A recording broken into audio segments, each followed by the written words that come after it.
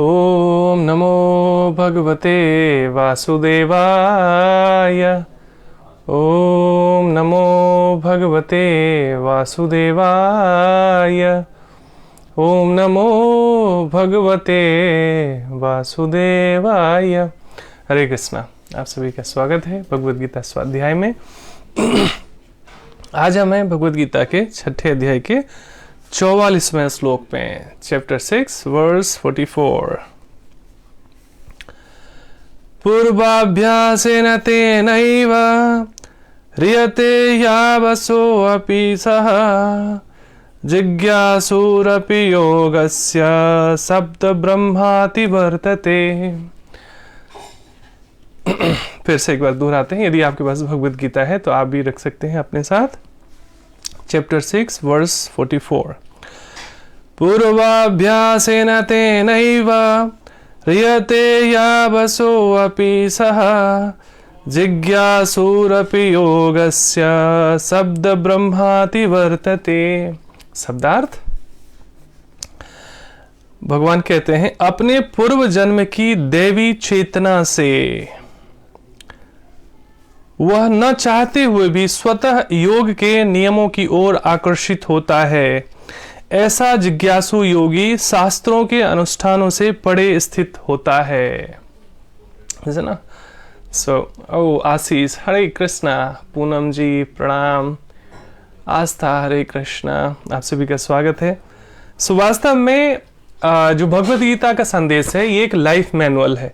जीवन के हम जिस क्षेत्र में हो, चाहे हमारा पर्सनल लाइफ हो, प्रोफेशनल लाइफ में हम हो, आप गृहिणी हो, आप स्टूडेंट हो, आप कहीं जॉब करते हो या बिजनेस करते हो, या जीवन के जिस क्षेत्र में भी हो आप, भगवद गीता वास्तव में हमें जीना सिखाता है। धीरज जी, हरे कृष्णा कृष्णा कृष्णा हरे हरे, हरे राम राम राम हरे हरे।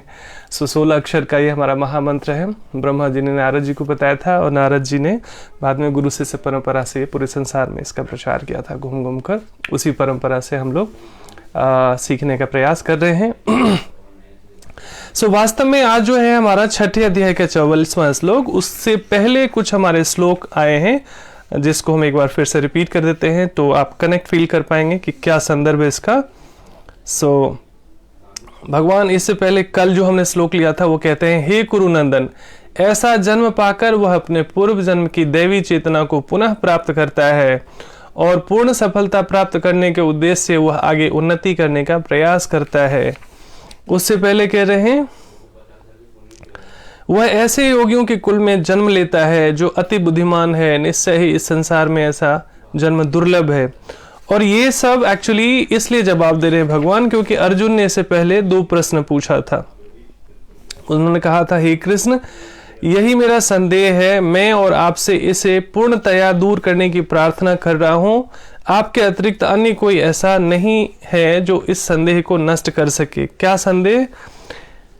क्या ब्रह्म प्राप्ति के मार्ग में भ्रष्ट ऐसा व्यक्ति आध्यात्मिक तथा भौतिक दोनों ही सफलताओं से च्युत नहीं हो जाता और छिन्न भिन्न बादल की भांति विनष्ट नहीं हो जाता, जिसके फलस्वरूप उसके लिए किसी लोक में कोई स्थान नहीं है। लेकिन भगवान कहते हैं ऐसी बात नहीं है। इस मार्ग में थोड़ा सा भी प्रयास करने से वो सुरक्षित रहता है, उसका पुण्य, और कभी नष्ट नहीं होता उसका।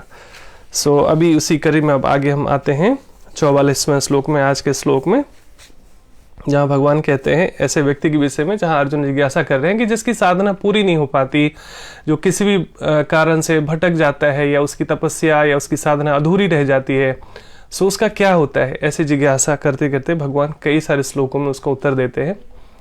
नमस्कार, हरे कृष्ण रानी जी। भगवान क्या कह रहे हैं, अपने पूर्व जन्म की दैवी चेतना से, कहीं ना कहीं हम सब के जीवन से ये जुड़ी हुई बातें हैं, तो उसको अच्छे से आज समझने का प्रयास कीजिएगा। अपने पूर्व जन्म की दैवी चेतना से वह ना चाहते हुए भी स्वतः योग के नियमों की ओर आकर्षित होता है। तो जिस व्यक्ति को भी योग में रुचि है, है ना, चाहे वो शारीरिक अभ्यास के लिए भी क्यों ना हो। शारीरिक अभ्यास वाले योग में भी हर एक व्यक्ति नहीं आ सकता। लोग बीमार रहेंगे, लोग परेशान रहेंगे, लोग डॉक्टरों के चक्कर लगाएंगे, साइकेट्रिस्ट के चक्कर लगाएंगे, लेकिन ये जानते हुए भी कि योग कितना कल्याणकारी मार्ग है। मैं शारीरिक योग की भी बात करूं, इसमें भी सबके बस की बात नहीं है। जब तक कहीं ना कहीं पूर्व जन्म की कुछ तपस्या नहीं होती, जय श्री कृष्ण प्रीति जी, स्वागत है आप सभी का, तब तक आपका ना किसी भी प्रकार के, चाहे वो ज्ञान योग हो, कर्म योग हो, भक्ति योग हो, किसी भी याष्टांग योग हो, उसमें भी लगा होना बहुत मुश्किल है। भगवान यहाँ कंफर्म कर रहे हैं कि जब तक पूर्व जन्म का कुछ ना कुछ ऐसा पुण्य जमा नहीं होता, तब तक योग में रुचि होना बहुत मुश्किल है। तो भगवान कह रहे हैं अपने पूर्व जन्म की दैवी चेतना से वह चाहते हुए भी स्वतः, न चाहते हुए भी स्वतः योग के नियमों की ओर आकर्षित होता है। कई बार होता है न चाहते हुए भी, इंटरेस्ट नहीं है, लेकिन किसी न किसी प्रकार से, चाहे वो बीमारी ठीक करने के लिए हो, मन की शांति ठीक कर, ऐसा जिज्ञासु योगी शास्त्रों के अनुष्ठानों से पड़े रहे। कुछ वाईफाई इशू था, सो सॉरी फॉर इनकन्वीनियंस। सो आइए हम समझने का प्रयास करते हैं इसमें प्रभुपाद क्या कहते हैं तात्पर्य में। श्रील प्रभुपाद की जय। सो अपने गुरुजनों को प्रार्थना। ओम अज्ञानतिमिरान्धस्य ज्ञानाञ्जनशलाकया चक्षुरुन्मिलितं येन तस्मै श्रीगुरुवे नमः। वाञ्छाकल्पतरुभ्यश्च कृपा सिन्धुभ्य एव च पतितानां पावनेभ्यो वैष्णवेभ्यो नमो नमः। जय श्री कृष्ण चैतन्य प्रभु नित्यानंद, श्री अद्वैत गदाधर श्रीवासादि गौर भक्त वृंद। हरे कृष्णा कृष्ण कृष्ण हरे हरे, हरे राम राम राम हरे हरे। नमो विष्णुपदाय कृष्ण पृष्ठाय भूतले श्रीमते भक्ति वेदांत स्वामिनिति नामिने। नमस्ते सरस्वती देवी गौरवाणी प्रचारिणे निर्विशेष शून्यवादी पश्चाति देशतारिणे। हरे कृष्णा। सो आज बहुत सुंदर एक कथा आने वाली है, तो आप लोग बड़े धैर्य से सुनने का प्रयास कीजिए, और हर एक दिन हमारे लिए कुछ ना कुछ नया सीखने को होता है। उन्नत योगी जन शास्त्रों के अनुष्ठानों के प्रति अधिक आकृष्ट नहीं होते। अब ये हम जैसे साधारण भक्तों के लिए बिल्कुल नहीं है, इसलिए हमें आचार्य जो कहते हैं उनका अनुकरण करना चाहिए, उनका पालन करना चाहिए, उनका अनुसरण करना चाहिए, और जैसा जैसे वो करते हैं वैसा वैसा हम इमिटेट नहीं कर सकते, है ना, वैसे उनकी नकल नहीं कर सकते। और यही बात ना भगवान पर भी लागू होता है। जैसे ना भगवान कृष्ण के बारे में जब ठीक ठीक शास्त्रों के अनुरूप और भगवद गीता के अनुरूप जब भगवान की पहचान नहीं होती, तो लोग कहते हैं अच्छा भगवान करे तो रास लीला और हम करे तो कैरेक्टर ही ढीला। सो नाना प्रकार से अपनी सीमित बुद्धि से भगवान को समझने का हम प्रयास करते हैं। जो सच्चे साधु होते हैं, शुद्ध भक्त होते हैं, और हमारे प्रमाणिक शास्त्र है, उसके माध्यम से समझने के बिना इधर उधर के हम चटकारी बातें, जो सिनेमा दिखाता है, जो सर्कस दिखाता है, जो टेलीविज़न दिखाता है, और उसमें ज़्यादातर धर्म को नुकसान पहुंचाने वाले 10% लोग होते हैं जो उनको धर्म में रुचि होती है और लोगों को प्रेरित करने और लोगों को अपने संस्कृति से जोड़ने का उनका पर्पस रहता है। अन्यथा ज़्यादातर लोग, मानव आप मुझे पानी दे रहे थे, अच्छा थैंक यू, एक सेकंड।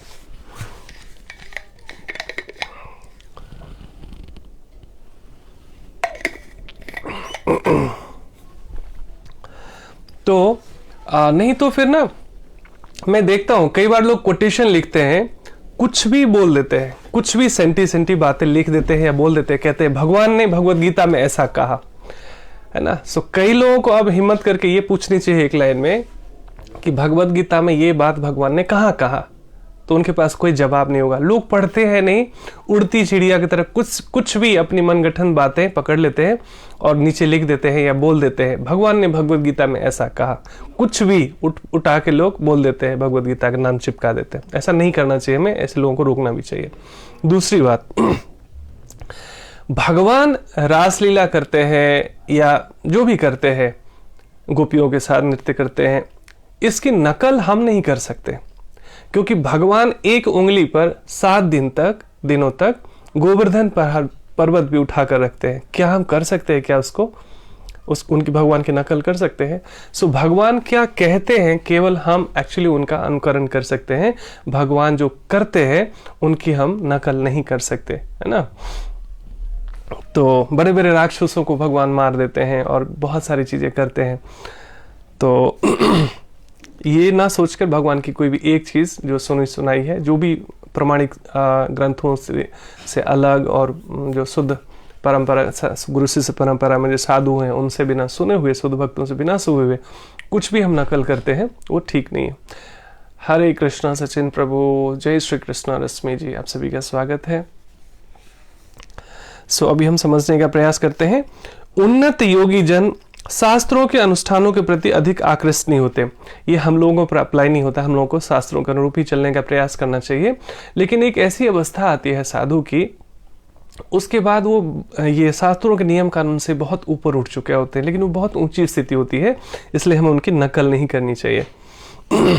किंतु योग नियमों के प्रति स्वतः आकृष्ट होते हैं, जिनके द्वारा वे कृष्ण भावनामृत में आरूढ़ हो सकते हैं। एक तो होता है योगा रुक्षावस्था, एक होता है योगारूढ़ अवस्था। हरे कृष्णा दिव्या, स्वागत है आपका, है ना। So Divya, in fact we all are blessed that we pay attention to hear the glories of God and his devotees. हम सब भाग्यशाली हैं कि भगवान के विषय में सुनने में हमारी रुचि है। और आज निश्चित रूप से आप पूरी कथा सुनिएगा, पूरी भगवद गीता के इस तात्पर्य को समझने का प्रयास कीजिएगा, तो हमें पता चलेगा कि वास्तव में हम सब भाग्यशाली हैं। नहीं तो 5 मिनट भी धर्म के मार्ग पर रुक जाना, गीता को समझने के लिए इतना धैर्य रखना, कोई एक जन्म की बात नहीं है। पूर्व जन्म में जरूर हमारा कुछ न कुछ ऐसा अच्छा किया हुआ है जिसकी वजह से हमारी इसमें रुचि है। आज भगवत गीता में भगवान यही कह रहे हैं, जो लोग लेट से जुड़े हैं उनको मैं फिर से रिपीट कर दूं। 6.24, अपने पूर्व जन्म की दैवी चेतना से वह न चाहते हुए स्वतः योग के नियमों की ओर आकर्षित होता है। ऐसे उन लोगों के लिए बताया गया है जो योग के प्रति, चाहे वो ज्ञान योग हो, कर्म योग हो, भक्ति योग हो, जिस प्रकार या अष्टांग योग हो, ऐसे पूर्व जन्म में ऐसे कुछ देवी चेतना होती है हमारी, तभी हम इधर आकर्षित होते हैं, जिनके द्वारा वे कृष्ण भावनामृत में आरूढ़ हो सकते हैं। तो मैं कह रहा था 2 चीजें होती है, एक होती है योगा रुक्षावस्था, एक होता है योगारूढ़ अवस्था। योगा रुक्षावस्था होता है जब हम प्रोसेस में होते हैं, हम साधना करते हुए भगवान से जुड़ने का, भगवान के विषय में जानने का प्रयास कर रहे होते हैं, वो होता है योगा रुक्ष अवस्था, यानी वो मार्ग है। और योगारूढ़ है जो एकदम 100% गॉड कॉन्शियस जो व्यक्ति हो जाता है, 100% जब अपना ये कन्विंस हो जाता है, उसका कॉन्शियसनेस प्योर होते होते, उसकी चेतना शुद्ध होते हुए कि भगवान ही सब कुछ है, मैं उनका दास हूँ, मैं उनका ही अंश हूँ, हमारे भीतर सारे दैवीय गुण उपलब्ध है जो भगवान में है, लेकिन अज्ञानता के कारण बहुत सारे कलमश विकार हमारे हृदय में हैं। इसके कारण हम अपने शुद्ध रूप को, जो हमारा रियल सेल्फ है, सच्चिदानंद आनंद, उसको अभी रियलाइज नहीं कर पा रहे हैं। बट अच्छी बात यह है कि हम प्रोसेस में आज न कल जरूर ऐसी अवस्था को प्राप्त करेंगे। तो यहाँ पर उन योगियों की बात की जा रही है जो योगारूढ़ हो चुके हैं, जो ऐसी अवस्था को प्राप्त कर चुके हैं जहां पर उनको शास्त्र के लिए भी, हरे कृष्णा पाठक प्रभु आपका स्वागत है, तो वो शास्त्रों से भी ऊपर उठ जाते हैं, है ना। उनके लिए फिर वेद के बहुत सारे नियम कानून भी उनके लिए कोई बैरियर नहीं होता, क्योंकि बहुत ही दिव्य अवस्था में होते हैं वो, है ना। श्रीमद् भागवत में उन्नत योगियों द्वारा वैदिक अनुष्ठानों के प्रति अवहेलना की व्याख्या इस प्रकार की गई है। अहो बत स्वपचो तो गरीयान यज्जिह्वग्रे वर्तते नाम तुभ्यम ते पुस्तपस्ते जुहुबु शुश्रूयारार्य ब्रह्मानुचरणाम ग्रंथयेते। हे भगवान, जो लोग आपके पवित्र नाम का जप करते हैं वे चंडालों के परिवारों में जन्म लेकर भी आध्यात्मिक जीवन में अत्यधिक प्रगत होते हैं। ऐसे जप करता निसंदेह सभी प्रकार के तप और यज्ञ कर चुके होते हैं। ये नाम की महिमा के विषय में बताया गया है। तीर्थ स्थानों में स्नान कर चुके होते हैं और समस्त शास्त्रों का अध्ययन कर चुके होते हैं। ये भागवत कथा के 3 स्कंध के 33वें अध्याय के 7वें श्लोक में ये चर्चा की गई है। क्या कि हे भगवान, जो लोग आपके पवित्र नाम का जप करते हैं, देखिए कितना सुंदर है। क्यों नहीं एक बार हम लोग सभी लोग जप कर सकते हैं, हरे कृष्ण कृष्ण कृष्ण हरे हरे, हरे राम राम राम हरे हरे। तो इस तरह जो जप की महिमा का बताया गया यहाँ पर कि हे भगवान, जो लोग आपके पवित्र नाम का जप करते हैं वे चंडालों के परिवारों में जन्म लेकर भी, कोई चंडाल के परिवार में भी कोई जन्म लेकर भी आध्यात्मिक जीवन में अत्यधिक प्रगति करता है। और इसके बहुत सारे उदाहरण है ना। भक्त रैदास हुए हैं, महर्षि वाल्मीकि हुए हैं, है ना। ऐसे बहुत सारे उदाहरण हैं जो सांसारिक रूप से नीचे परिवार में तथाकथित जो हमारी सामाजिक जो वर्ण व्यवस्था है उसमें वो जन्म लेते हैं, लेकिन फिर भी वो सर्व पूजनीय होते हैं, वो सब उनकी पूजा करते हैं क्योंकि भगवान के भक्त हैं वो इसके कारण। सो आज एक बहुत सुंदर भक्त के बारे में हम लोग आज चर्चा करने वाले हैं, इसका प्रसंग अभी आने वाला है। ओके, ऐसे जप करता निसंदेह सभी प्रकार के तप और यज्ञ कर चुके होते हैं, तीर्थ स्थानों में स्नान कर चुके होते हैं और समस्त शास्त्रों का अध्ययन कर चुके होते हैं, ऐसा माना गया है। जो लोग भगवान का केवल नाम लेना सीख जाते हैं। इसका सुप्रसिद्ध उदाहरण भगवान चैतन्य ने प्रस्तुत किया। भगवान चैतन्य जो है भक्त्यावेश अवतार है, कहते हैं कृष्ण और राधा के रूप में, एक रूप में आते हैं, क्योंकि भगवान जो है वो सांवले होते हैं और जो चैतन्य महाप्रभु होते हैं वो गोरे होते हैं। सो वो राधा रानी का स्वरूप लेकर आते हैं, ऐसा कहा गया है। सो भारतवर्ष में ही नदिया ग्राम है, वहाँ पर उनका जन्म स्थान है और पूरे संसार में उन्होंने जो है भगवान के संदेशों का प्रचार किया हरिनाम कीर्तन के माध्यम से। वो जब कहते हैं कि झारखंड के जंगलों से भी जब गुजरते थे तो वहाँ पर जितने भी जीव जंतु हैं, है ना, जो जंगली जानवर भी हैं, वो भी नाचने लगते थे और अपने अपने तरीके से भगवान का गुणगान करने लगते थे। तो ऐसे जो अवतारी पुरुष होते हैं, ऐसे जो शुद्ध महामानव होते हैं, उनके वाइब्रेशंस में, उनके आसपास उनकी ऊर्जा का प्रभाव जो है इतना पड़ता है कि हिंसक से हिंसक प्राणी भी वहाँ पर जो है सात्विक व्यवहार करने लगता है और वो भगवान के नामों में आनंद लेने लगता है। इसका सुप्रसिद्ध उदाहरण भगवान चैतन्य ने प्रस्तुत किया, जिन्होंने ठाकुर हरिदास को अपने परम प्रिय शिष्य के रूप में स्वीकार किया। यद्यपि हरिदास का जन्म एक मुसलमान परिवार में हुआ था। आज एक नई बात सीखेंगे, बहुत लोगों के लिए नया होगा ये विषय, बड़ा आश्चर्यजनक है कि भगवान की जो भक्ति होती है उसमें जाति, धर्म, भाषा, लिंग, किसी भी प्रकार का भेदभाव नहीं रह जाता, सब एकमय हो जाता है। जब भगवान के जब हो जाते हैं तो कहते हैं ना, जाति न पूछो साधु की, पूछ लीजिए ज्ञान। तो यहाँ पर आने के बाद कोई हिंदू, मुस्लिम या कोई जाति, धर्म, पंथ, किसी प्रकार का भेदभाव नहीं रह जाता। और इसका लाइव एग्जाम्पल है, ये कोई स्टोरी नहीं है, रियल स्टोरीज है। अभी हम लोग साझा करने वाले हैं इसको।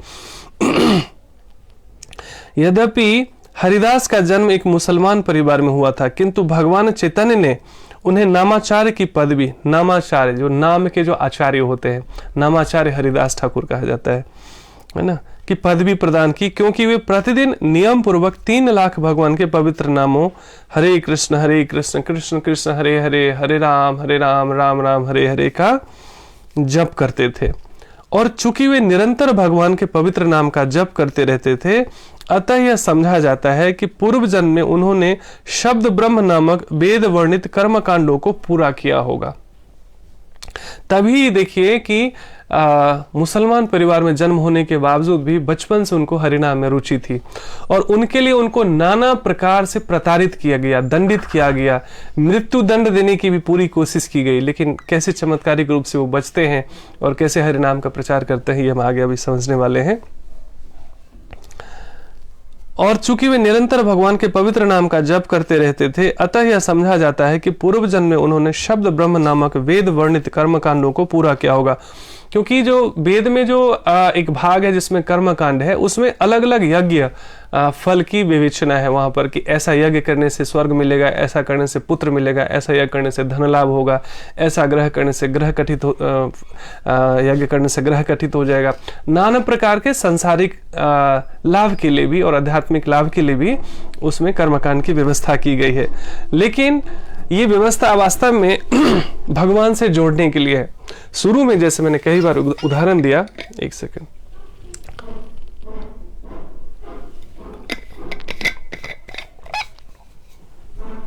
जैसे बहुत छोटा सा बच्चा है, वो अभी स्कूल जाने ही वाला है, वो इतना छोटा बच्चा है और उसको बहुत प्यार मिल रहा था घर में, उसको खिलौने मिल रहे थे, उसको खाने को मिल रहा था, हर एक व्यक्ति उसको गोद में उठा रहा था। लेकिन पूरे जीवन तो ऐसा नहीं होने वाला है, कभी न कभी तो व्यक्ति बड़ा होगा, बच्चा बड़ा होगा। तो जैसे जैसे वो प्रगति करता है तो उसको स्कूल भेजने की तैयारी की जाती है, चाहे वो प्ले स्कूल होता है या कोई भी स्कूल होता है। अब उस नए माहौल के लिए वो बिल्कुल ही प्रिपेयर्ड नहीं है मेंटली, क्योंकि बिल्कुल नए लोग हैं और नए वातावरण में बिल्कुल व्यक्ति अनकंफर्टेबल महसूस करता है। उसको बिल्कुल भी, तो वो रोता है, जिद करता है, नहीं जाने के लिए नाना प्रकार के बहाने बनाने का प्रयास करता है। तो शुरू में उसको बता दिया जाए, बेटा तुम डॉक्टर बनोगे, तुम इंजीनियर बनोगे, तुम कलेक्टर बनोगे, तुम ये बनोगे। उसको क्या लेना देना है, उसको क्या मतलब है डॉक्टर से, इंजीनियर से? उसकी बुद्धि इतनी अभी विकसित नहीं हुई है कि इन सब चीजों से वो कन्विंस हो जाएगा। सो माँ क्या कहती है, बेटा स्कूल जाओगे तो हम आपके लिए कलरफुल ड्रेस ले आएंगे। जैसे अभी छोटा भीम का ड्रेस आता है, टीवी पे बच्चे छोटा भीम देख के, कार्टून देख के इंस्पायर होते हैं, तो स्पाइडरमैन का ड्रेस या बैग हो सकता है, टिफिन कलरफुल हो सकता है, अच्छे अच्छे खाने बनाने के लिए जो भी उसका फेवरेट हो। सो अभी बच्चे की चेतना क्या है कि उतनी विकसित नहीं हुई है, तो छोटे छोटे प्रलोभन से प्रेरित करने का प्रयास किया जा रहा है कि उसको कलरफुल कपड़े दिए जा रहे हैं, उसको टिफिन बॉक्स लेके दिया जा रहा है, उसको स्वीट्स लाके, चॉकलेट लाके, टॉफी लाके, ये सारे यत्न किए जाते हैं ताकि ये स्कूल जा सके। क्योंकि माँ की चेतना बच्चे से बहुत विकसित है, पिता की चेतना विकसित है, तो उनको पता है कि इस बच्चे के स्कूल जाने से क्या लाभ होगा। लेकिन बच्चा अभी कन्विंस नहीं है, तो बड़ी बड़ी चीजें जो असली उपलब्धि है कि भाई एजुकेशन जो है गुड लाइफ के लिए और परफेक्ट लाइफ के लिए बहुत ज़रूरी है, संसारिक शिक्षा भी, उससे उसको कोई दुनियादारी से मतलब नहीं है, ना ही वो कन्विंस्ड है, ना ही उसको इसकी अभी फिलहाल ज़रूरत है। तो छोटी छोटी चीज़ें दी जाती है उसको, उससे इंस्पायर होकर धीरे धीरे जब वो स्कूल जाता है तो उसके नए नए दोस्त मिलते हैं, फिर थोड़ा सा वो फैमिलियर होता है और भी बच्चों के साथ खेलता है, तो धीरे धीरे वो स्कूल के साथ फ्रेंडली हो जाता है, फैमिलियर हो जाता है। उसी प्रकार से किसी भी व्यक्ति को बताया जाए कि तुम्हें भगवत धाम मिलेगा, भगवान मिलेंगे, है ना, भगवान का धाम मिलेगा, वहां दुख नहीं है, बीमारियां नहीं है, बैकुंठ मतलब क्या, जहां पर कोई कुंठा नहीं है ना। सो ऐसा लोक मिलेगा। एक साधारण व्यक्ति को लेगा, अरे इसमें मेरा क्या फायदा है, मुझे तो ये बताओ कि यहाँ पर क्या बेनिफिट मिलने वाला है, मकान मिलेगा क्या, नौकरी मिलेगी क्या, अच्छी शादी मिलेगी क्या, धन मिलेगा क्या, ऐसा कुछ है तो मेरे को बताओ। इसीलिए जो वेद को ना श्रुत ज्ञान कहा जाता है। श्रुत ज्ञान मतलब प्रत्यक्ष जो है भगवान की वाणी है, जिनको संतों ने ध्यान के माध्यम से, ऋषि मुनियों ने सुना, और जैसे सुना वैसे ही उन्होंने गुरु शिष्य परंपरा में आगे एक दूसरे को बताया। और फिर जैसे जैसे भोजपत्र के ऊपर लेखनी का आविष्कार हुआ, तब जाकर इन सारी चीजों को लिखा गया, और सबसे पहले वेद व्यास जी ने पूरे इसको लिपिबद्ध किया था। राजेश प्रभु, हरे कृष्णा, प्रणाम, आपका स्वागत है, बहुत दिनों बाद दिखाई दिया आप, हार्दिक स्वागत है आपका। तो श्रुत ज्ञान को फिर क्या हुआ, वेद व्यास जी द्वारा जो भगवान के ही एक्सपेंशन माने जाते हैं, सारे शास्त्र पुराण का, खासकर वेद को लिपिबद्ध किया गया, है ना। सो पहले धीरे धीरे सहूलियत के हिसाब से, पहले कहा जाता है कि एक हुआ, फिर उसको 4 विभाग में बांटा गया, फिर उसके बाद उपनिषद बनाए गए, और अलग अलग जो है वेद, उपवेद, ऐसे बहुत सारी चीजें हैं। तो उसका पूरा जो उसमें से एक विभाग है कर्मकांड का। सो कर्मकांड का उद्देश्य यही है, जो नास्तिक लोग हैं, जो बिना किसी फायदे के भगवान से भी जुड़ने वाले नहीं है, ना व्रत करेंगे, ना तपस्या करेंगे, ना यज्ञ करेंगे, ना हवन करेंगे, ना पूजा करेंगे, ना पाठ करेंगे, कुछ नहीं करेंगे, उनको फायदा फायदा फायदा, ये करने से स्वर्ग मिलेगा, ये करने से धन मिलेगा, ये करने से बिजनेस मिलेगा, ये करने से सफलता मिलेगी, ये करने से पुत्र लाभ मिलेगा। तो नाना प्रकार से ऐसे कर्म कांड जो है उसकी रचना की गई। उसका उद्देश्य क्या है, जिस तरह छोटे बच्चे को बताया जाता है, बेटा स्कूल जाओगे तो हम तुम्हें टॉफी देंगे, तुम्हारे लिए टॉयज लाएंगे, तुम्हारे लिए हम टिफिन बॉक्स लाएंगे। इस तो धीरे धीरे जब बच्चा प्रगति करता है इस मार्ग में, तब उसे पता चलता है कि मेरे स्कूल जाने का उद्देश्य केवल अच्छी टिफिन बॉक्स, अच्छा टॉफी, अच्छा लंच और अच्छा ड्रेस ही नहीं था। ये तो उसको बाद में हंसी भी आती है और खुशी भी होती है कि कैसे कैसे हमारे बड़ों ने हमें प्रेरित किया, लेकिन हम छोटे थे।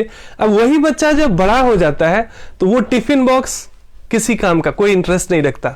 उसके बाद उसको टॉयज पड़ा रहता, बल्कि कबारे में दे दिया जाता है। उसी टॉयज के प्रति, जिसके प्रति वो रो सकता था, कुछ भी करने के लिए तैयार होता था, अब उसके लिए फीका हो गया स्वाद। वैसे ही आध्यात्मिक प्रगति करते करते करते करते धीरे धीरे धीरे धीरे धीरे धीरे जब हम एक ऐसी बहुत ऊंची अवस्था आती है जो हम लोगों की बिल्कुल नहीं है, इसलिए उनकी कोई नकल नहीं करने की आवश्यकता है, तो होता है जब वो शास्त्र के नियम कायदे से भी ऊपर उठ जाते हैं, वो पूर्ण रूप से जब प्रेममय हो जाते हैं परमात्मा के, उसके बाद वो सारे जो विधि विधान बनाए गए हैं उससे भी ऊपर ट्रांसडेंटल हो जाते हैं। बहुत दिव्य अवस्था होती है, बहुत ऊंची अवस्था है, इसलिए हमें केवल सुनना है आज, उस अवस्था को हमें नकल नहीं करना है, ये सावधानी हमें बरतनी होगी। सो यहाँ पर क्या कहा गया है, अतएव जब तक कोई पवित्र नहीं होता तब तक कृष्ण भावनामृत, अच्छा पहले एक लाइन क्या था, अतः यह समझा जाता है कि पूर्व जन्म में उन्होंने शब्द ब्रह्म नामक वेद वर्णित कर्मकांड को पूरा किया होगा। अतएव जब तक कोई पवित्र नहीं होता तब तक कृष्ण भावना भावित के नियमों को ग्रहण नहीं करता या भगवान के पवित्र नाम हरे कृष्ण का जप नहीं कर सकता। सो कई बार भगवान का नाम लेना, कई बार सत्संग में रुचि होना, भगवद गीता जैसे संदेशों में इंटरेस्ट होना या एक बार भी उसको पढ़ने की जिज्ञासा होना, जब तक हमारा पूर्व में कुछ न कुछ ऐसा संस्कार ना रहा हो, कभी ऐसा कुछ पुण्य ना जमा हो, ऐसे कुछ अच्छे कार्य ना किए गए हो, तब तक बहुत असंभव है कि भगवान के नाम में रुचि हो। संसारिक गाने गाने के लिए लोग तैयार हैं, लेकिन एक बार आप कह लो कि हरे कृष्ण महामंत्र में आप नाच लो, गा लो एक बार, बहुत मुश्किल होगा उनके लिए, इंटरेस्ट नहीं होएगा। सो हम सब भाग्यशाली हैं कि कम से कम हमें भगवान के विषय में पढ़ने में, सुनने में, भगवान का नाम लेने में कम या ज्यादा रुचि तो है, और नहीं है तो हमें डेवलप करना चाहिए, क्योंकि जितना जितना हम नाम लेते हैं वास्तव में हमारा प्यूरिफिकेशन हो जाता है। इसके लिए मैंने कई बार पहले भी उदाहरण दिया है, शब्द ब्रह्म कहा गया है इसको। ये प्यूरिफिकेशन की प्रोसेस है, ये प्यूरिफिकेशन का टैबलेट है, इसे ये समझना चाहिए। जैसे गलत शब्द कान में जाए तो कई लोगों के खून खोलने लगते हैं, हार्ट अटैक तक आ जाता है। केवल किसी ने कुछ ऐसा कह दिया, आप मान जाना, उसको एकदम से शौक लगा है, इसकी ये हिम्मत, उसने मुझे ऐसा कह दिया, शौक हो जाते लोग, आंखें लाल हो जाती, खून गर्म हो जाता है, क्या क्या महाभारत हो जाती केवल एक शब्द के ऊपर। तो जैसे गलत शब्द की अपनी ऊर्जा है, लड़ाई झगड़े पता नहीं क्या क्या हो जाता है, उसी तरह जिस तरह जहर का अपना प्रभाव है, अमृत का प्रभाव नहीं होगा क्या? तो ये हृदय को शुद्ध करने वाला, हमारे सारे विकारों को दूर करने वाला ये महामंत्र है, हरे कृष्ण कृष्ण कृष्ण हरे हरे, हरे राम राम राम हरे हरे। तो विश्वास करके इस मंत्र का हमें जाप करना चाहिए। इसका क्या लाभ है, एक छोटे से उदाहरण से समझते हैं। और भगवान देखिए, भगवान कहते हैं ममई वांस जीव लोका जीवभूत सनातना, भगवान कोई भेदभाव नहीं करते। ये सारी जो जाति धर्म इत्यादि इत्यादि जो है, ये हमने ये दीवारें खड़ी करी है, भगवान के लिए तो सब बच्चे हैं, कोई भेदभाव नहीं वहां उनके पास। इसीलिए नामाचार्य हरिदास ठाकुर को भगवान अपने गोद में लेकर बाद में दाह संस्कार करते हैं। उससे पहले की कथा समझ लेते हैं कि वो मुसलमान परिवार में जन्म लेते हैं, लेकिन पूर्व जन्म की किसी दैवी कृपा के कारण किसी साधु के संपर्क में आते हैं, और वो पूरे दिन में, कहते हैं बचपन से ही बहुत पूरे दिन, मतलब कहते हैं 24 घंटे में से लगभग 22 घंटे ऐसे बीतते थे उनके। और ये कोई कहानी नहीं है, सच्ची घटना है ये, इसका इतिहास है। 550 साल पहले की कहानी है ये, जब चैतन्य महाप्रभु इस कलयुग में ही उनका अवतरण हुआ था, भक्त्याभिष अवतार है ना। और ये नदिया ग्राम बंगाल की बात है। तो वहां पर वो हरिदास ठाकुर मुस्लिम परिवार में जन्म ले रहे थे, लेकिन भगवान का नाम ले रहे थे, लगभग 3 लाख नाम प्रतिदिन, हरे कृष्ण महामंत्र का जप। इसके कारण उनके जो मुस्लिम जो काजी होते थे या मौलाना होता थे, बड़े रुष्ट थे उनसे, बड़े शत्रुवत उनको समझते थे। और दूसरी तरफ जो हमारे ब्राह्मण्स थे, जो हमारे हिंदू थे, उनको भी कई लोग जो चूंकि भगवान के प्रेम में जब एकमय नहीं होता व्यक्ति, तो वो बाहरी भेदभाव करता है, इस जाति का, इस धर्म का है। अरे भगवान का नाम ले रहा है तो आपको तो प्रसन्न होना चाहिए, लेकिन नहीं, ये मुसलमान होकर भगवान का नाम क्यों ले रहा है, ऐसे उनको रिजेक्ट करते थे। ये बड़े हम्मल थे बेचारे। जो शुद्ध भक्त होते हैं ना, वो किसी से लड़ाई झगड़ा नहीं करते। लेकिन हुआ क्या कि चुपचाप ये किसी को कष्ट नहीं देते थे, अपने आप भगवान का नाम जप करते रहते थे। इनके प्रेममय व्यवहार से बहुत लोग इनसे कृपा की याचना के लिए, इनका आशीर्वाद लेने के लिए आते थे, और बहुत लोग इनसे ईर्ष्या करते थे। लेकिन धीरे धीरे जब इनकी ख्याति फैलने लगी, तो एक दिन प्लान किया गया उस समय जो है मुगलों का साम्राज्य था, 550 साल पहले की बात है। मुस्लिम शासक थे, उनको जाकर शिकायत किया गया कि देखिए इस व्यक्ति को कुछ ना कुछ करके जो है दंडित कीजिए। तो पहले क्या किया गया, इनको बुलाया गया कि भाई तुम, पहले समझाया गया, कन्विंस किया गया कि भाई तुम मुसलमान हो, तुम कलमा पढ़ो, कुरान पढ़ो, ये क्या हरे कृष्ण मंत्र लगा रखा है। तो उन्होंने कहा कि आप कहते हैं तो मैं कलमा भी पढ़ लूंगा, मैं कुरान भी पढ़ लूंगा, लेकिन आप यदि ये कहते हैं कि मैं ये नाम छोड़ दूं, ये संभव नहीं है। ये भगवान का नाम में मेरी ऐसी आनंद हो गई है। और ऐसे बहुत सारे मुस्लिम भक्त हुए। रस खान की देख लीजिए, रस खान की ऐसी ऐसी कविता है कि आज भी पढ़ाई जाती है हमारे स्कूल कॉलेज में, कई जगह से। ऐसे बहुत सारे हुए हैं भगवान के भक्त, तो जिनका शरीर तो था मुस्लिम परिवार में, लेकिन भगवान के शुद्ध भक्त थे वो वास्तव में, और इतिहास में गवाह उनका, उनके अच्छी भक्ति का। हाँ, बहुत सारे नकली लोग भी आ जाते हैं, वो हिंदू में भी हो सकते हैं और मुसलमान में भी हो सकते हैं, लेकिन एक ये आज हम शुद्ध भक्तों की चर्चा कर रहे हैं।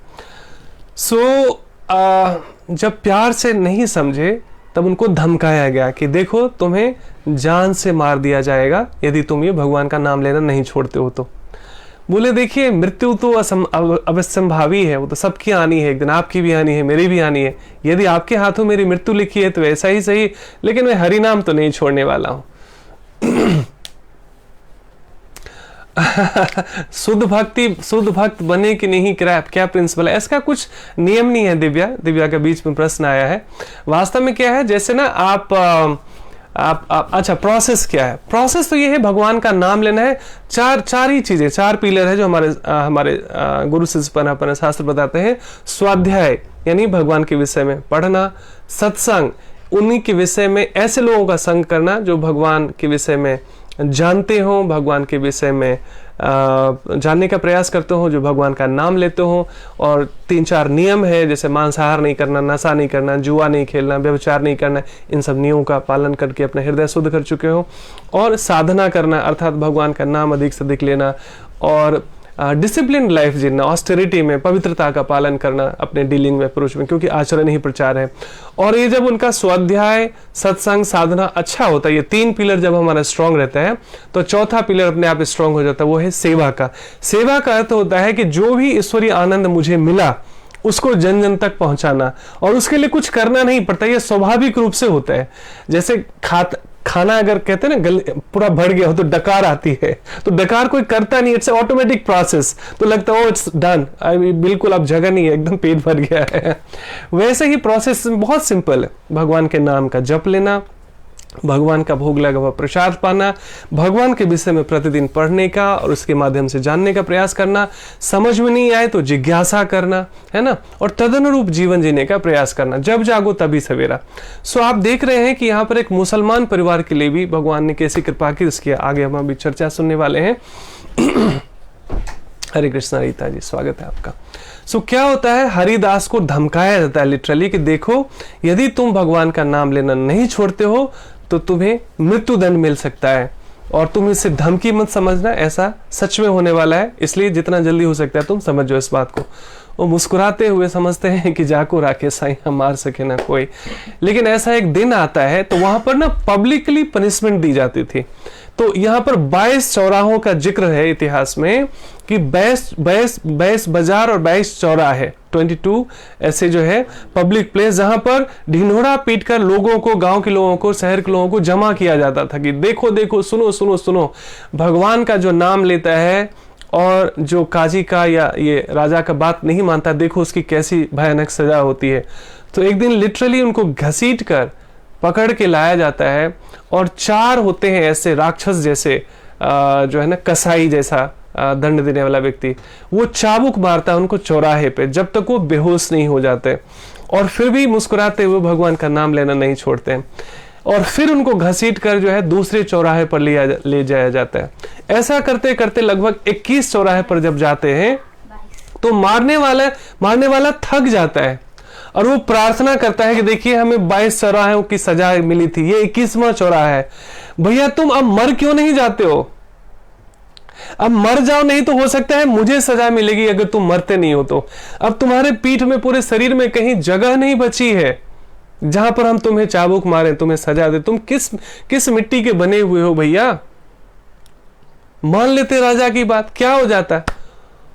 और वो ये बात सोचकर उस पर दया करते हैं। जो चारों जो कसाई उनको पीटने वाले, चाबुक मारने वाले नियुक्त किए गए थे, सो वो आपस में मशविरा करते हैं कि ठीक है, देखो मृत्यु अब नहीं आ रही तो मेरे हाथ में तो है नहीं, मैं तो भगवान से चाहता हूं यदि मेरी मृत्यु लिखी है तो मृत्यु, जीवन लिखा है तो जीवन, कष्ट लिखा है तो कष्ट। तो ये जो मुझे इतने दंड मिला है, हो सकता है पूर्व जन्म में मेरा कोई पाप हो जो तुम्हारे माध्यम से कटित हो रहा है, इसलिए तुम्हारी कोई गलती नहीं है ना। सो कहते हैं देखिए अब वो ना डर गया है कि कोई ये साधारण व्यक्ति नहीं है, नहीं तो 1-2 चौराहे जाते जाते में एक आदमी के प्राण पखेरु उड़ जाता है। यहाँ 21 अब 22वां चौराहा आ रहा है और फिर भी इनकी मृत्यु नहीं हो रही है, इनका प्राण नहीं निकल रहा है, शरीर पूरा जर्जर हो गया है, लहूलुहान हो गया है, इनको हर एक चौराहे पर बुरी तरीके से पीटा जा रहा है। सिर्फ किस लिए? क्योंकि भगवान का नाम ले रहे थे, इसलिए। किसी का कोई नुकसान नहीं किया, किसी को कोई निंदा नहीं करी, कुछ प्रॉब्लम नहीं दिया किसी को, लेकिन सिर्फ इसलिए क्योंकि ये धर्म के मार्ग पर चल रहे थे, इनको सजा मिली। ब्राह्मण इसलिए रुष्ट थे कि मुसलमान होकर भगवान का नाम ले रहे हो, और मुसलमान इसलिए रुष्ट थे कि अच्छा मुसलमान होकर तुम भगवान का नाम ले रहे हो। तो हर तरीके से ऐसे शत्रु हो जाते जो सत्य के मार्ग पर चलने वाले लोग होते हैं, है ना। नहीं तो उन्होंने क्या किसी का बिगाड़ा था। तो लास्ट में कहते हैं कि ठीक है, देखो सारे लोग योजना बनाते हैं चारों, और वो डर भी जाते हैं कि ये लगता है ना साधु व्यक्ति है, कोई भगवान का नाम ले रहा है, चाहे वो अल्लाह कोई कहे, चाहे हरे कृष्ण कहे, ये तो भगवान का ही नाम ले रहा है। भगवान के तो अनेकों नाम है, और उस व्यक्ति को मैं कोरे मार रहा हूँ, दंडित कर रहा हूँ, तो भगवान मुझे ना जहन्नुम में भी जगह नहीं देगा, है ना। सो उनको अपराध बोध हो रहा है, गिल्ट फीलिंग हो रही है। तो निष्प्राण जैसा फिर हो जाते हैं हरिदास ठाकुर, और वो सब उनको मरा हुआ समझकर, उसको लगा कि ऐसे देखो इसकी सांस अभी भी चल रही है, और यदि ये मरा नहीं तो शायद हम लोगों को मृत्यु दंड मिलेगा। तो ऐसा करो, इसको ना गंगा नदी में फेंक देते हैं, और कोई न कोई मगरमच्छ और कोई न कोई जो है जल के ऐसे जो हिंसक प्राणी होते हैं, वो बड़ी बड़ी मछलियां भी ऐसी सी होती है जो लोगों को खा जाती है ना। सो इसको खा जाएगा, इसको छोड़ दो और पता भी नहीं चलेगा इसके लाश का। ऐसा ही किया गया, उनको मरा हुआ समझकर गंगा नदी में फेंक दिया जाता है। लेकिन देवी कृपा होती है कि वो एक किनारे से दूसरे किनारे जाते हैं, पता नहीं कैसी देवी कृपा होती है, कोई न कोई मछुआरा उनको मिलता है, थोड़ी मरहम पट्टी करता है, वो फिर से ठीक हो जाते हैं, और फिर वो अपने कुटिया में आकर हरि नाम का मंत्र करना शुरू कर देते हैं। सो अब जैसे ही थोड़े दिनों बाद पता चलता है कि अरे हरिदास मरा नहीं है, उसको तो मारकर फेंक दिया गया था नदी में, है ना, फिर भी वो मरा नहीं है, तो वो राजा भी डर जाता है जिसने ये दंड का प्रावधान किया था। जिन्होंने कोरे मारे थे उनको भी बहुत लगता है कि अब कुछ न कुछ मेरे साथ अनिष्ट होने वाला है। मैंने एक साधु पुरुष को, मैंने एक अच्छे व्यक्ति को इसलिए मारा क्योंकि वो भगवान का नाम ले रहा था, तो बहुत अनर्थ हुआ है। तो चारों तरफ थोड़ा सा भय का माहौल पैदा हो गया कि वो कोई साधारण व्यक्ति नहीं था, इसको तो लगता है कोई न कोई ये अवतार ही है। और ऐसा इतिहासकार कई कहते हैं कि उनको ब्रह्मा जी का भी अवतार कहते हैं, ऐसा कहा गया। तो और ब्रह्मा जी ने एक अपराध किया था भगवान कृष्ण के प्रति कि वो ग्वाल बाल की भगवान की परीक्षा लेने के लिए सारे ग्वाल बाल को चुरा कर चले जाते हैं। तो भगवान कृष्ण की लंबी कथा है, कभी मैं बाद में सुनाऊंगा, कि भगवान कृष्ण है ना फिर अपनी माया से फिर से सारे ग्वाल बाल पैदा। तो ऐसा कहते हैं 1 वर्ष तक जो है ब्रह्मा जी ने सारे ग्वाल बाल और बछड़ों को छुपा लिया था ब्रह्मलोक में, और सेम टू सेम वही ग्वाल बाल, वही सारे बछड़े, वही सारे उनके जो मित्र थे, सखा थे, उनको भगवान अपनी योग माया से फिर से प्रकट कर देते हैं। और ब्रह्मा जी को लगता है कि अरे मैंने तो अपराध कर दिया है, तो भगवान से क्षमा मांगने आते हैं। तो भगवान कहते हैं इस अपराध के लिए आपको कोई क्षमा नहीं मिलेगी, और कहते हैं वही हरिदास के रूप में कलयुग में एक ऐसा एक्सपेंशन कहा जाता है ब्रह्मा जी का।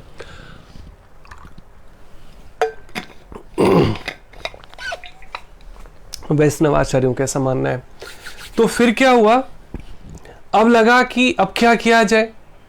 ऐसे तो ये मृत्यु से भी नहीं डरता है, मृत्यु की सजा देने के बावजूद भी ये भगवान का नाम लेने से रोक नहीं पा रहा अपने आप को। तो अब क्या किया जाए। तो बड़ा अच्छा है, साधु को पतित करने का, गिराने का सबसे आसान तरीका, उसको बदनाम कर दो।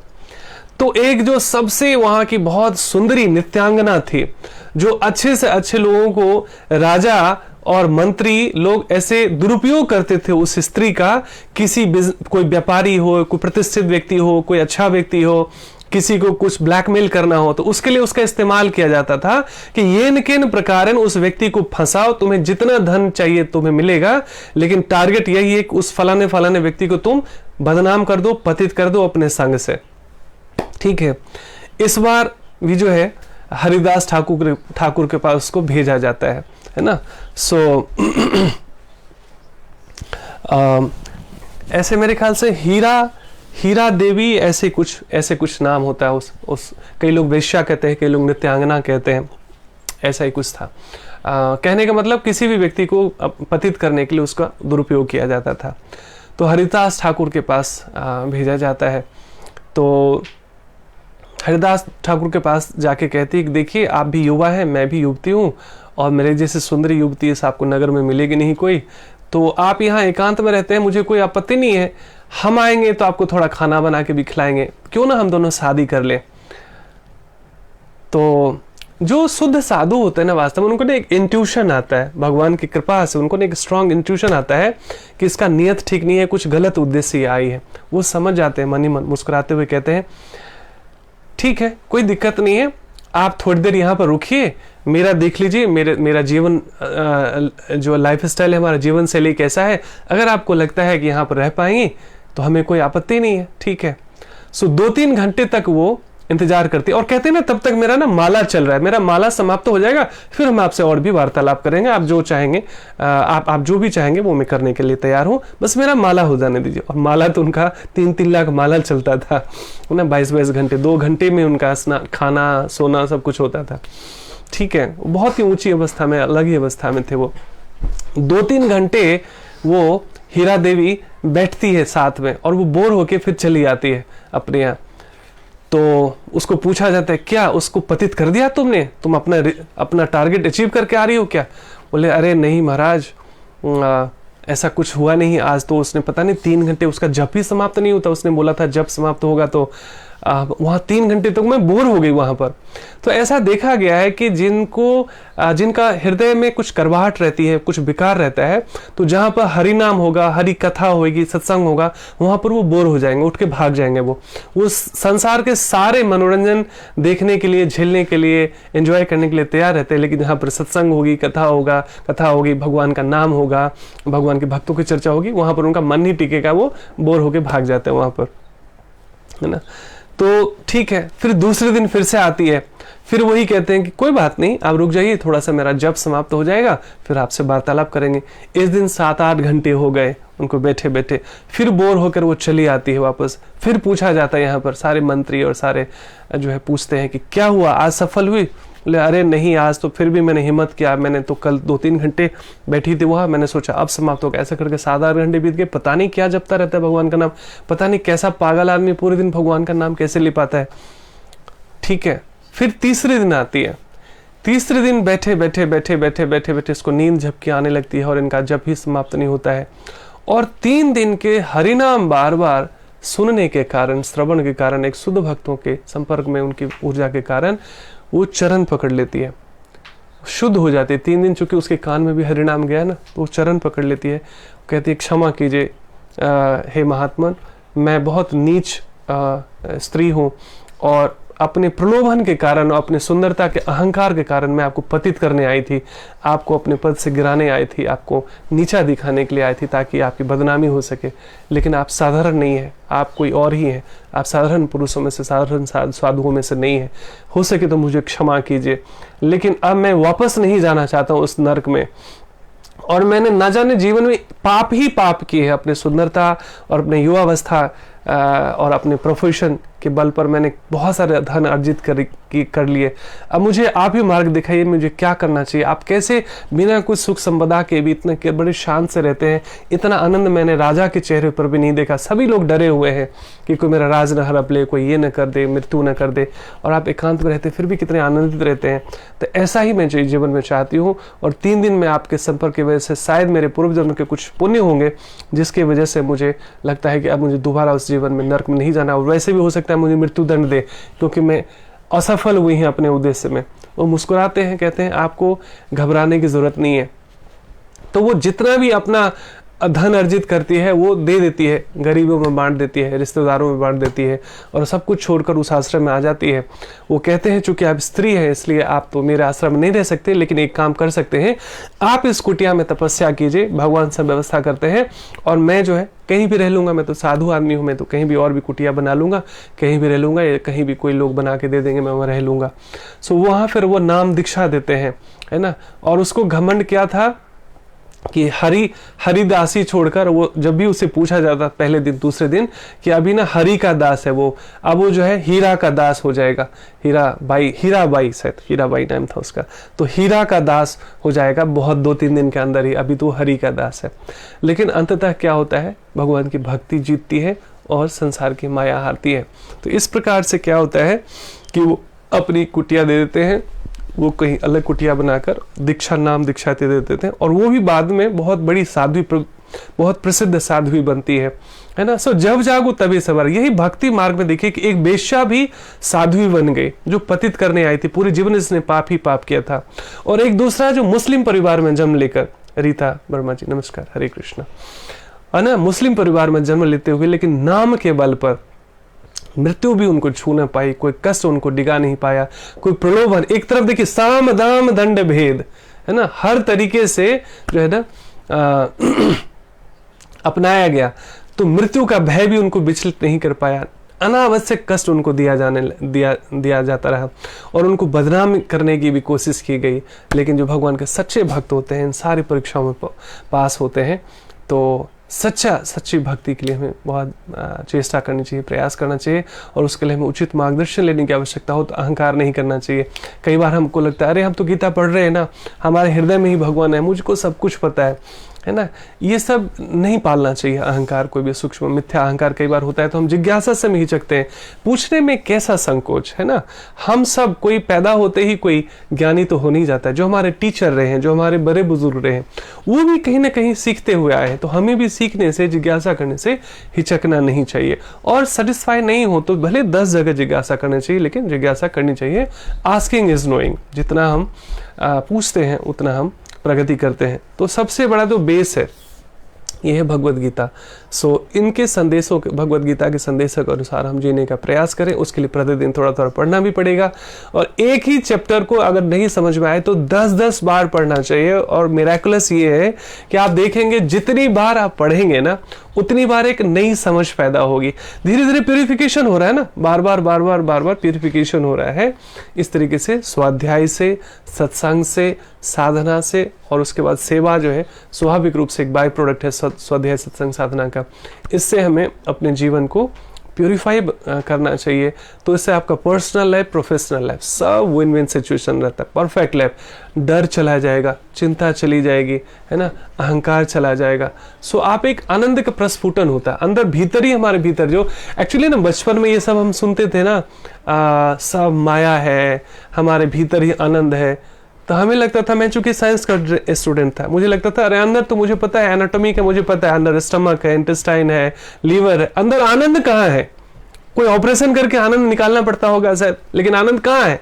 लेकिन वास्तव में ये जो आध्यात्मिक आनंद है ये दिखता नहीं, ये फील किया जा सकता है ना। जैसे हम मान लीजिए बहुत सारी मिठाई खा लेते हैं या भोजन कर लेते हैं, जब तृप्त हो जाते हैं तब लगता है नहीं और कुछ नहीं चाहिए। तो ये खुद पता चलता है कि मेरा पेट भर चुका है, मेरा मन भर चुका है। वैसे ही आध्यात्मिक आनंद है, ये इसकी भूख और प्यास लगी रहनी चाहिए, है ना। और इसमें हम कैसे प्रगति करेंगे, कैसे पता कर रहे हैं कि नहीं, कैसे पता चलेगा? तो आप जिज्ञासा कर रहे हैं, आपके नाम में रुचि बढ़ रही है, आपको पढ़ने में रुचि बढ़ रही है, आपको भगवान के विषय में और जानने में रुचि बढ़ रही है, तो समझिए भक्ति का बुखार चढ़ चुका है और ये बुखार अच्छा है। वो ऐड करते हैं ना ऋण का, ये दाग अच्छे हैं। सो वास्तव में ये जो बुखार है भक्ति का, ये अच्छे हैं। और ऐसे बुखार भगवान से प्रार्थना करनी चाहिए कि हमारा जीवन पर्यंत जन्मों तक ये बुखार चढ़ा रहे, है ना। नाम खुमारी चढ़ी रहे दिन रायन, है ना, कहा गया। सो ये जो नाम का जो बुखार है ये दिन रात चढ़ा रहे, ये खुमारी, यही भगवान से प्रार्थना करनी चाहिए। अपने आप कुछ चमत्कार होता नहीं है, इसलिए संग की आवश्यकता होती है ना। और अकेले से बेहतर है कि हम समूह में रहें, चाहे ऑनलाइन के माध्यम से हो, ऑफलाइन के माध्यम से हो। इसलिए क्योंकि अकेले व्यक्ति मान लीजिए कोई घर में पढ़ाई कर रहा है, उसकी कोई एग्जाम नहीं हो रही है, कोई असेसमेंट नहीं हो रही है, उसको कैसे पता चलेगा कि मैं प्रगति कर रहा हूँ कि नहीं कर रहा हूँ, मैं सही मार्ग पे हूँ कि नहीं हूँ। इसलिए संघ की बहुत आवश्यकता होती है। भगवान बुद्ध भी कहते हैं संघम शरणम गच्छामि। कोई सत्य के मार्ग पे भी चल रहा हो लेकिन वो अकेला हो तो विचलित हो सकता है। सो धर्म के मार्ग पर भी मैंने देखा, बहुत अच्छे से अच्छे लोगों को मैंने देखा, अच्छे से अच्छे साधक थे, अच्छे से अच्छे डिवोटी थे, अच्छे इंसान है, लेकिन थोड़े दिनों के बाद नाम छूट गया, जप छूट गया, साधना छूट गई और स्ट्रेस डिप्रेशन के शिकार हो गए। कारण क्या हुआ? संग नहीं पकड़ के रखा, है ना। और संग में कुछ न कुछ ऐसे अपना हाथ कहीं ऐसे ग्रुप में, ऐसे समूह में पकड़ा देना चाहिए जहां कोई टोके, आज आप क्यों नहीं आए, आज आपका जप हुआ कि नहीं हुआ, आप नियम पालन कर रहे हैं कि नहीं कर रहे हैं, आपके जीवन में कोई सुख दुख तो नहीं है। तो शुरू में तो हमें चाहिए कोई हैंड होल्डिंग करने वाला ऐसा। बाद में ऐसा होता है दीप से दीप जले, जब आप दूसरों की हैंड होल्डिंग करने लगते हैं, आप दूसरों की खबर लेने लगते हैं ना। सो केवल श्रवण तक ही सीमित ना रहे, श्रवण और कीर्तन के साथ साथ हमें सेवा से भी जोड़ना चाहिए। सेवा अर्थात कोई भी एक व्यक्ति हो, उसको प्रचार कीजिए भगवान के विषय में। प्रचार से पता है लाभ क्या होता है? जैसे मैं आपके सामने आकर कुछ भी बोलता हूं तो सबसे पहले मैं भगवद गीता का श्लोक चुनता हूं कि आज मुझे किस विषय पर चर्चा करनी है, उसको मैं पूरा पढ़ता हूँ। उसमें लगता है कोई स्टोरी आ रही, जैसे हरिदास की कथा थी तो उसके विषय में मैंने और शास्त्रों से खोजा, फिर मैंने और जो सीनियर डिवोटीज हैं उनके लिंक्स वगैरह ढूंढे और मैं आपसे साझा कर पा रहा हूँ। तो सबसे पहले अपनी प्यूरिफिकेशन होती है ना। ये मार्ग ऐसा है, सुनो सुनाओ लाइफ बनाओ। जो सुन रहा है उसकी जीवन भी बन रही है और जो सुना रहा है उसकी भी प्यूरिफिकेशन हो रही है ना। कोई किसी पर उपकार नहीं कर रहा है, बल्कि हम एक ही छत के नीचे भगवान के हम बच्चे हैं, ये हम बार बार भूल जाते हैं। और उसका प्रमाण क्या है? जब भी आप तनाव में रहते हैं, ईर्ष्या में रहते हैं, द्वेष में रहते हैं, मानसिक रूप से बीमार रहते हैं, अनिद्रा की समस्या रहती है, बेचैनी रहती है, इसका मतलब ये प्रूफ है कि हम भगवान से थोड़े अलग हो गए हैं। ये बिल्कुल थर्मामीटर है। किसी को बुखार है तो थर्मामीटर बताता है ना कि कितना डिग्री है, या बस वहम है मन का। तो जब भी आप स्ट्रेस में, डिप्रेशन में, विचलित हो जाते हैं, नींद की समस्या, आपसी कलह कपट, उदासी, अकेलेपन का शिकार है, इसका मतलब आपका संग अच्छा नहीं है या आप बिल्कुल अकेले हैं, किसी संग में नहीं हैं। ये प्रूफ है वास्तव में। तो संग सबसे पहले क्या है? भगवद गीता तो सबके साथ पास है ही घर में, तो इसका संग तो हम ले ही सकते हैं दिन और रात, कभी भी। 1 बजे रात में आपको नींद नहीं आ रही, उठ के पढ़ो ना। बेवजह करवट बदलने के बजाय किसी को डिस्टर्बेंस हो दूसरे रूम में चले जाओ, मोबाइल की टॉर्च लगाओ, लैंप, ये अपना टेबल लैंप लगाओ and start reading Bhagavad Gita. क्यों करवट बदल के टाइम वेस्ट करना? क्यों टेंशन रहना? क्यों उदास में रहना? दुनिया में कोई भी समस्या हो, इसका मतलब यही है कि हम भगवान से अलग हो गए हैं, भगवान के ज्ञान से हम थोड़े से दूर हो गए हैं। Come back to your home.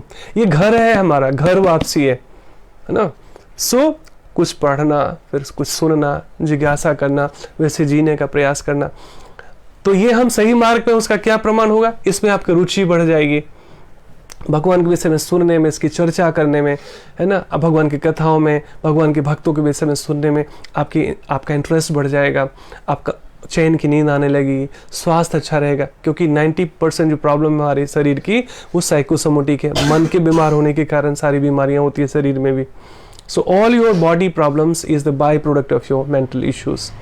और कोई भी दुनिया का कोई साइकेट्रिस्ट, मैं आपको इसलिए इस दावे के साथ कह रहा हूँ क्योंकि दुनिया बीमार पड़ती है तो डॉक्टर्स के पास जाती है। ये मैं कोई तारीफ नहीं कर रहा हूँ, ना किसी की निंदा कर रहा हूँ, फैक्ट शेयर कर रहा हूँ।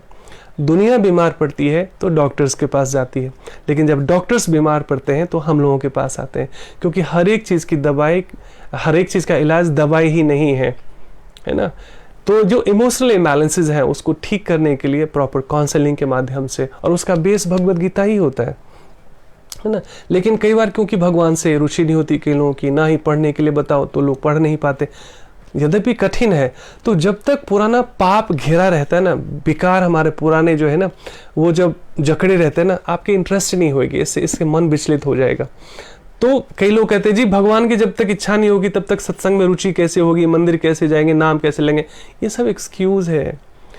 कभी भी ऐसा नहीं कर पाए तो सोचना चाहिए ऐसा मेरे से क्या अपराध हो गया, क्या पाप हो गया कि आज मुझे भगवान का नाम नहीं ले पाया, मैं आज पढ़ नहीं पाया, आज मैं सत्संग नहीं कर पाया, या आज अपने घर के मंदिर में भी हम पूजा नहीं कर पाए। ऐसे सोचना चाहिए। ये शुद्ध भक्ति का लक्षण है। नहीं तो इतने अपनी मनगठन बहाने बनाते, इतने स्मार्ट लोग हैं ना, भगवान की स्वाध्याय साधना सत्संग में भी इतने सारे बहाने ढूंढ लेते हैं जी। भगवान जब उसकी मर्जी नहीं है जी, खाना तो नहीं कहते कि हम खाना तो डेली खाते हैं, डेली सोते हैं, डेली पानी पीते हैं, बाकी सारे कार्य करते हैं, उसके लिए तो भगवान को नहीं दोष देते, लेकिन साधना के लिए सारा ठिकरा भगवान पर और भाग्य पर। ये सब नहीं चलेगा। ये अपने स्वयं को शुद्धिकरण करने का मार्ग है ना। दुनिया को सुधारने की आवश्यकता नहीं है, अपने को सुधारना ही है। जिंदगी बहुत छोटी है, 150-200 साल नहीं रहने वाले हम, आधी से ज़्यादा ज़िंदगी कई लोगों की निकल चुकी है ना। सो जो भी समय बचा है उसमें बिना बहाने हुए, हमें नहीं पता है कि कल किसका कल कौन देखने वाला है कि नहीं देखने वाला, अगला पल क्या होगा, वी नेवर नो। सो ये डरने की बात नहीं है, मजबूती में रहने की बात है कि हमें नहीं पता अगला पल कौन है। सो हम किसी भी कार्य को हम डिस्टर्ब नहीं कर रहे, जो भी कार्य कर रहे हैं करते रहे ना, लेकिन क्यों ना ये डोज, ये दवा के रूप में हम डेली थोड़ा थोड़ा सा लेते रहें, अपने मन को शुद्ध करते रहें। इससे ये जीवन भी बहुत अच्छा हो जाता है, नेक्स्ट लाइफ भी बहुत अच्छा हो जाता है। नहीं तो कुत्ते बिल्ली की तरह लोग आते हैं, मर जाते हैं, है ना। आए यहाँ पर थोड़े बड़े हुए, शादी किया, बच्चे पैदा किए, बूढ़े हुए और कीड़े मकोड़े की तरह एक दिन मर गए। इतनी सस्ती जिंदगी थोड़ी मिली है। मनुष्य का जीवन इतने सस्ते उद्देश्य के लिए नहीं मिला है। मनुष्य का जीवन तो है कुछ करके जाओ यहाँ से, है ना। ये नाव की तरह है, जैसे नदी पार करते हैं तो नाव को सिर पे नहीं ढोते, नदी यहीं छूट जाती, नाव यहीं नदी में ही छूट जाता है, हम पार कर जाते हैं। सो जीवन मृत्यु रूपी जो ये धार है ना, जिसको भवसागर भी कहते हैं, ये शरीर नाव मिला है, तो इसका पूरा पूरा सदुपयोग करना है। ऐसा नहीं कि हम बस नदी में ही घूमते रह जाए पूरे जीवन भर, इस शरीर से ही आसक्त रहें। तो शरीर का पूरा सदुपयोग करना है। क्योंकि देखिए जितने भी पशु पक्षी हैं बेचारे, वो भी मुक्ति चाहते होंगे, लेकिन उनकी योग्यता नहीं, उनकी चेतना ऐसी नहीं है कि इस विषय में वो चिंतन भी कर सके या कोई उनको बता भी सके। यद्यपि बहुत सारे मंदिर में कई गायों को देखा गया कथा सुनते हुए, मंदिर में आते हुए, और ऐसे बहुत सारे एक्सेप्शनली देखा गया है। लेकिन हमारी तो ऑलरेडी प्रमोशन हो चुकी है कि हम मनुष्य के शरीर में हैं, जहाँ पर हमारी चेतना इतनी विकसित है कि हम इन सब चीज़ों को समझ सकते हैं और तदनुरूप अपना जीवन ढाल सकते हैं। सो जब जागो तभी सवेरा। हरे कृष्णा। कोई प्रश्न या जिज्ञासा हो तो आप मैसेज कीजिएगा, मैं समय मिलते ही उसको रिप्लाई करने का प्रयास करूंगा। और बहुत अच्छा लगा, रीता जी ने प्रश्न किया था, रीता वर्मा जी ने। तो इस तरह से आप लोग भी कई बार लगे कि पब्लिकली कुछ ऐसा है, कुछ ऐसा लगे कि पर्सनल है, जो वैलिड है, जेन्युइन है आपकी जिज्ञासा धर्म से रिलेटेड, अपने जीवन के सुख दुख से रिलेटेड, तो आप मुझे पर्सनल मैसेज भी छोड़ सकते हैं। जिनके पास व्हाट्सअप नंबर है व्हाट्सअप कर सकते हैं। हरे कृष्णा। आप सभी का बहुत बहुत धन्यवाद। रानी जी धन्यवाद। हरे कृष्ण।